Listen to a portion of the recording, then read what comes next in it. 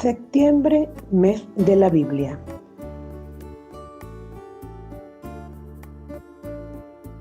Bendecido día, hermanos, hermanas. Dándole continuidad a las cartas paulinas, hoy trataremos el tema de la primera carta a los Corintios. Corinto, capital de la provincia romana de Acaya, era la ciudad más grande de Grecia. Su condición de puerto cosmopolita y su prosperidad económica la habían convertido en un lugar proverbial por la inmoralidad de sus costumbres. Durante su segundo viaje misionero, Pablo permaneció allí más de 1 año y medio y logró establecer una comunidad entusiasta y fervorosa. Hechos 18, 1, 18. Pero fue precisamente en Corinto donde alcanzó su punto más crítico la confrontación del cristianismo naciente con el pensamiento y las costumbres paganas, y apenas Pablo se alejó, comenzaron a surgir graves conflictos. La llegada de Apolo, Hechos 18, 24, y de otros predicadores cristianos que se presentaban como emisarios de Pedro, dividió profundamente a la comunidad, provocando la formación de bandos rivales. 1, 11, 13. Muchos cristianos no se habían despojado suficientemente de las costumbres paganas y caían en el libertinaje moral. 5, 1. Las asambleas litúrgicas estaban perturbadas por una escandalosa división entre ricos y pobres. 11, 18, 22. O por formas de exaltación teñidas de paganismo. 14, 1, 5. Algunos confundían el Evangelio con una sabiduría puramente humana. 1, 22. Y otros negaban la resurrección de los muertos. 15, 12. Advertido de estos abusos, Pablo envió la primera carta a los Corintios para restablecer el orden y responder a las consultas que se le habían hecho. Con su mirada penetrante, él va exponiendo grandes temas doctrinales a propósito de varios asuntos de orden práctico, algunos de ellos aparentemente insignificantes.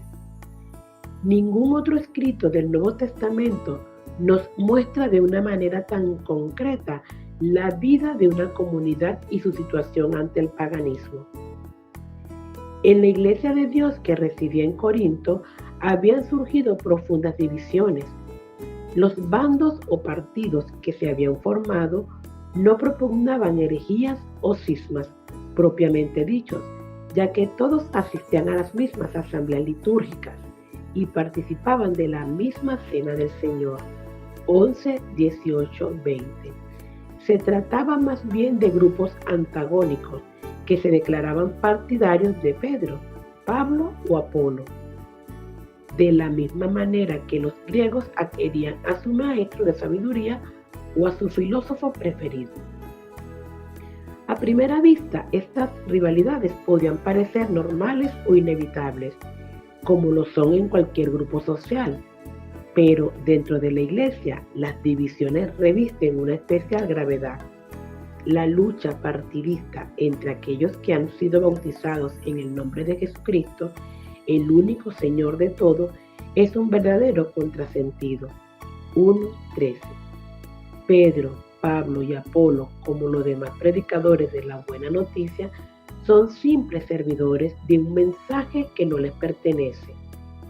Una vez cumplida su misión, ellos tienen que desaparecer para dar lugar a Jesucristo.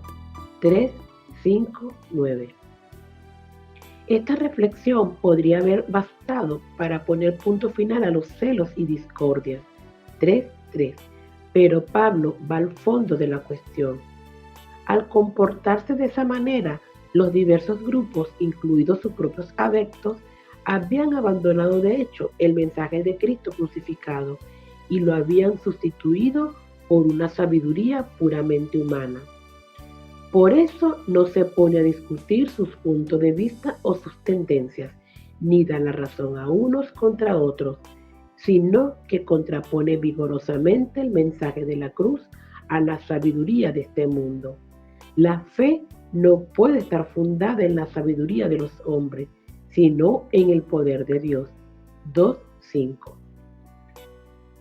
Después de la partida de Pablo, la comunidad de Corinto había crecido en forma sorprendente, pero la conversión a la fe cristiana no había transformado repentinamente a los creyentes, y algunos llevaban una conducta indigna, sobre todo en el terreno sexual.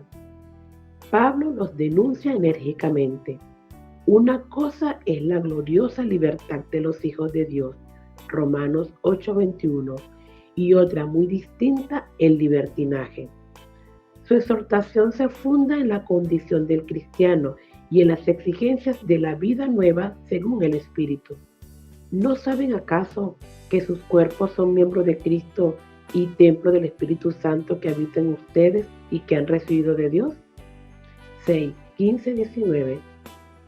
Al mismo tiempo, y no sin cierto sarcasmo, el apóstol reprocha a los corintios su incapacidad para resolver los conflictos surgidos dentro de la comunidad entre los que han sido purificados, santificados y justificados en el nombre de nuestro Señor Jesucristo. 6:11. La mera existencia de estos conflictos es ya de por sí un escándalo. Mucho más lo es el hecho de recurrir a los tribunales paganos en lugar de encontrar la manera de solucionarlo fraternalmente. Todos los temas que aborda Pablo en esta carta tienen una raíz común. ¿Cómo mantener la fidelidad al mensaje evangélico y a las exigencias de la vida cristiana en medio de un ambiente adverso? Un caso práctico de esto era el de la carne sacrificada a los ídolos. En la sociedad antigua no había fiestas ni ceremonias sin sacrificios ofrecidos a los dioses, y esas fiestas eran frecuentes. Tanto los dioses como los sacerdotes y los oferentes recibían su parte, y el resto de la carne era consumido en banquetes sagrados o vendidos en el mercado. De allí el problema de conciencia que se presentaba a los cristianos. ¿Se podía comprar la carne inmolada a los ídolos? ¿Les estaba permitido comerla cuando eran invitados por los paganos?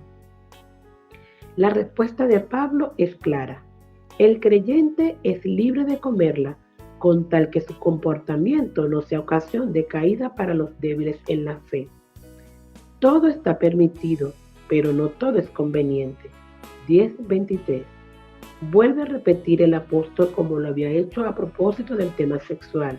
6:12. Este fue el ejemplo que dio el mismo Pablo. Él se hizo todo para todos. 9:22. Renunciando incluso a sus derechos de vivir en el Evangelio, a fin de no poner obstáculos a la evangelización. 9:13-15. La cuestión aquí planteada responde a una situación que actualmente ha perdido vigencia. Sin embargo, siempre es actual el criterio con que Pablo trató de solucionarla. Lo importante es descubrir ese criterio y aplicarlo a otras situaciones más o menos semejantes. Los cristianos hemos sido llamados para vivir en libertad, pero esa libertad no es un fin en sí misma, sino que debe estar al servicio del amor. Gálatas 5:13. Les suplico, hermanos, en el nombre de nuestro Señor Jesucristo, que todos vivan en armonía y que no haya divisiones entre ustedes, sino que se mantengan unidos en un mismo pensar y un mismo propósito. 1 Corintios 1:10. Hermanos, hermanas, hasta aquí el tema de hoy. Mañana estaremos tratando el tema de la segunda carta a los Corintios. Y recuerda, sin importar los desafíos que enfrentemos en la vida, si acudimos a Dios, Él los usará para enseñarnos y hacernos más como Él. En la Biblia aprendemos que una manera en la que podemos demostrar nuestra fe es al confiar en Él durante ese proceso. No temeré mal alguno, porque tú estarás conmigo. Bendiciones y hasta la próxima.